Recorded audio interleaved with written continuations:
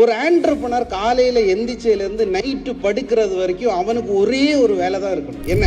To build the system. என்னென்ன system? Minimum 5 system எப்பவுமே ஒரு ஆண்டர்பிரனர்ட்ட இருக்கும். அந்த 5 சிஸ்டத்துல மொதல் சிஸ்டம் தான் நம்ம சொல்றது அக்கௌண்ட்ஸ்.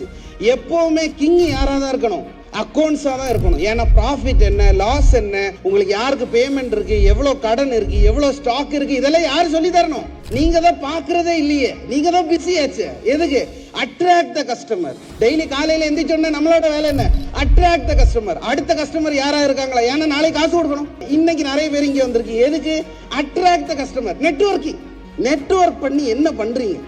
ஊர்ல விசிட்டிங் கார்டோட லிஸ்ட் எடுத்தா இவ்வளவு இருக்கும். ஆனா அந்த விசிட்டிங் கார்டுல ஒரு விசிட்டிங் கார்டுல ரிலேஷன் நீங்க கால் பண்ணியாச்சுன்னா அவன் பேர் உனக்கு தெரியாம நீ சொல்லுன்னு சொல்றது அசிங்கமான விஷயம். எஸ்வரணும்.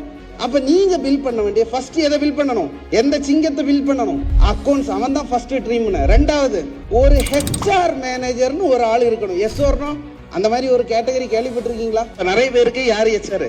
ஓனர்ஸ் தான் ஹெச்ஆர். மாமன் பையன் மச்ச பையன்லாம் வந்தா நல்லா இருப்பியா, லாயலா இருப்பியா, டெடிகேட்டிவா ஒர்க் பண்ணியா, சேலரி 10,000 ரூபா தான், ஓகே தானே உனக்கு, லீவ் எல்லாம் போட மாட்டேன் இல்ல? நம்மளோட கேள்வி 10 தான், முடிஞ்சிச்சு. என்ன? You are appointed.